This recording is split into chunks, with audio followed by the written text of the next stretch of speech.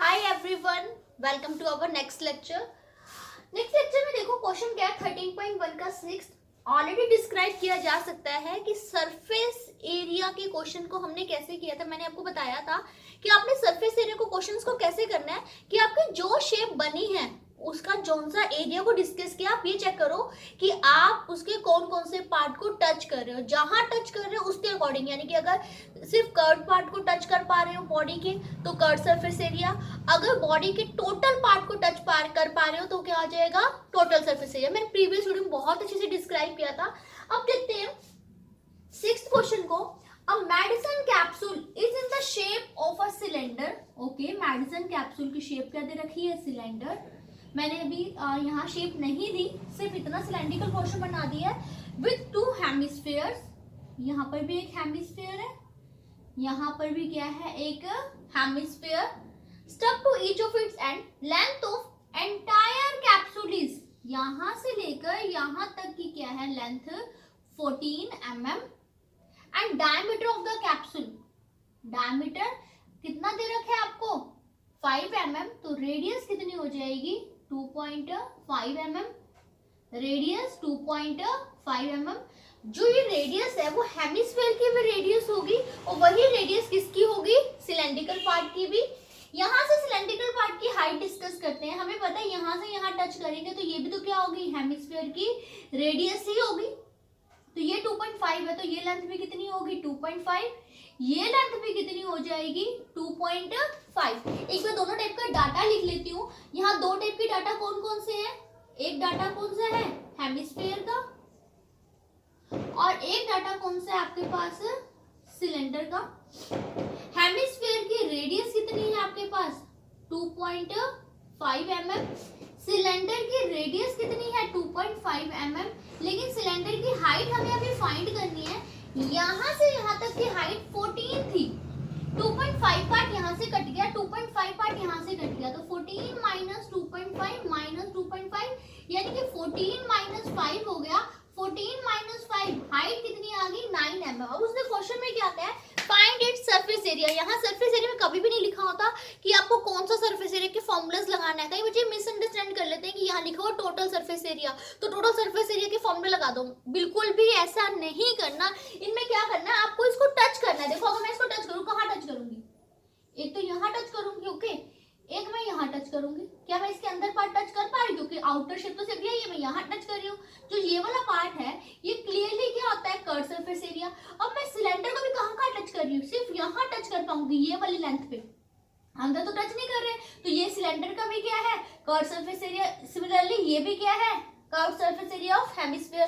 तो अगर मुझे इस कैप्सूल का टोटल सरफेस एरिया या सरफेस एरिया फाइंड करना है तो मुझे क्या करना पड़ेगा, सिलेंडर के कर्व सरफेस एरिया में दो हेमिस्फीयर के कर्व सरफेस एरिया क्या करने पड़ेंगे, ऐड करने पड़ेंगे।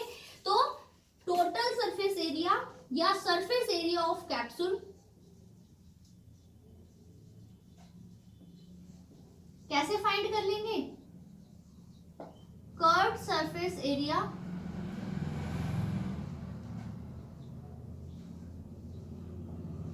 Of cylinder plus 2 into curve surface area of a hemisphere.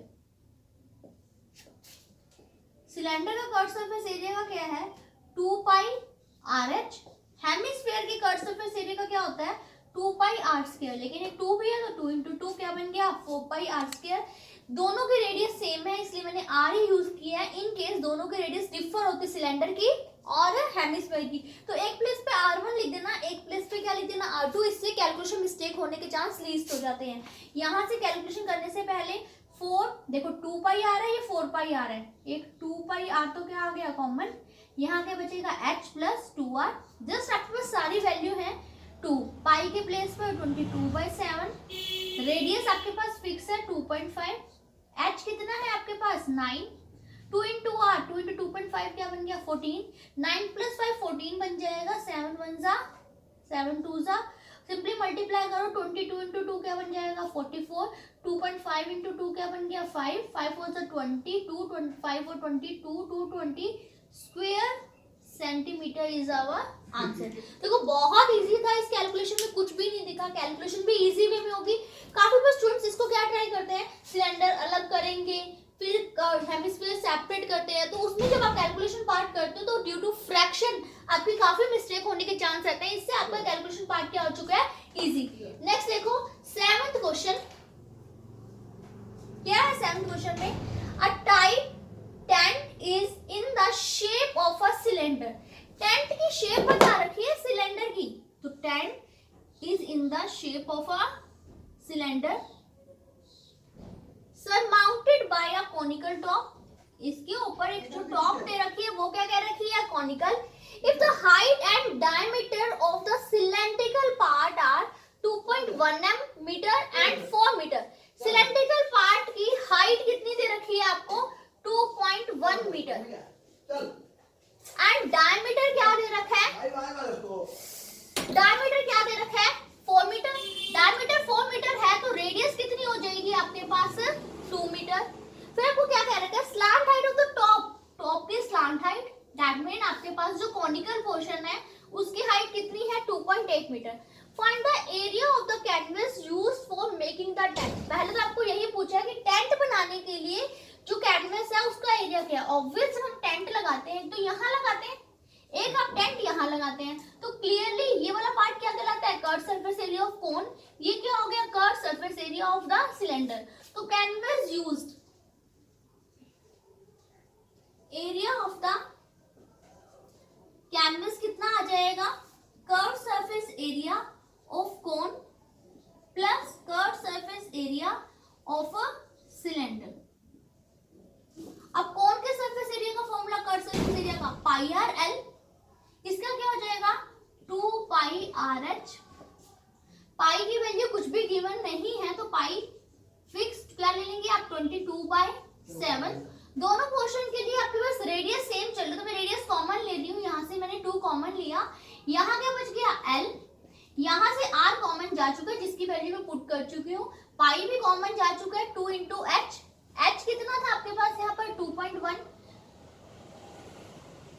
तो यहाँ पर 44/7, l कितना है 2.8, 2 into 2.1 कितना आ गया 4.2, तो आपका कैलकुलेशन 7.0, 44/7 into 7, 7 से 7 कितना हो गया कैंसल, 44 स्क्वायर मीटर। ये तो आपके पास क्या आ गया, एरिया ऑफ द कैनवस। अब लेकिन आगे एक पार्ट और किया पूछा हुआ है, find the cost of the canvas of the tent at the rate of 500 पर मीटर स्क्वायर। कि जो भी कैनवस यूज हुआ है उसका कॉस्ट क्या होगा। आपको देखो पर मीटर स्क्वायर का कॉस्ट बता रखा है। ऑलवेज नो दैट क्या होता है कि जब कॉस्ट ऑफ 1 मीटर स्क्वायर कितना दे रखा है आपको, ₹500, तो टोटल कैनवस कितना यूज हुआ है 44 स्क्वायर मीटर, तो cost of 44 square metre canvas कितना आ जाएगा 44 into 500 रुपीज। नेक्स्ट देखते हैं क्वेश्चन नंबर 8। क्वेश्चन नंबर 8 में क्या कह रखा है, from a solid cylinder whose height is 2.4 centimetre. Solid cylinder है, दैट मीन ये आपके पास एम्प्टी नहीं है। जैसे मान लो आपके पास वुड है, वुड का जो सिलेंडर होता है वो क्या होता है आपके पास सॉलिड सिलेंडर। दैट मीन अगर मैं कहूँ कि ये वाला पार्ट जो मैं जहां मैं शेडिंग कर रही हूँ ये कंप्लीटली फिल्ड ऑफ क्या है, वुड है, ये वुड सिलेंडर ही है।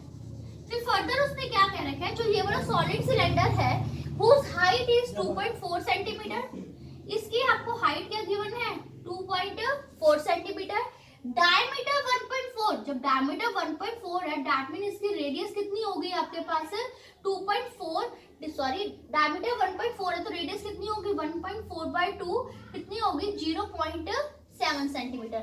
A conical cavity of same height and same diameter is hollowed out। conical cavity hollowed out करने का मतलब आपने इतने पोर्शन की वुड क्या कर दी है, बाहर निकाल दी है।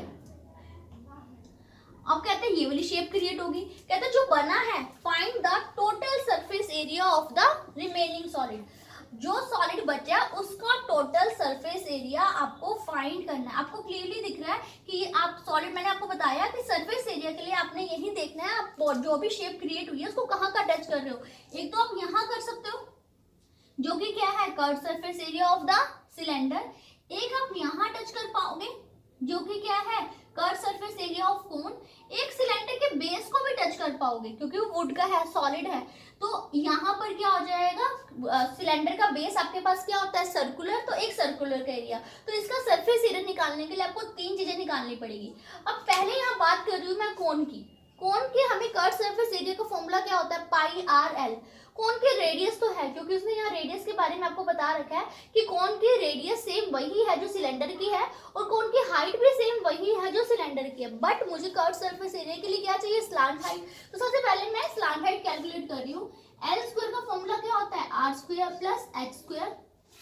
रेडियस कितनी है आपके पास 0.7 का स्क्वायर, एच कितना है 2.4 का स्क्वायर, ये कितना आ गया आपके पास 0.49, ये कितना आ गया 5.76, 6.25 भी आपके पास एल स्क्वायर।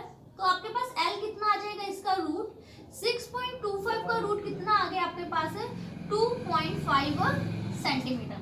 तो अब करते हैं क्या आ जाएगा, सरफेस एरिया या total surface area of the, क्या कह रखा है सॉलिड, क्या किया आपने, curve surface area of cone plus curve surface area of a cylinder plus area of the base.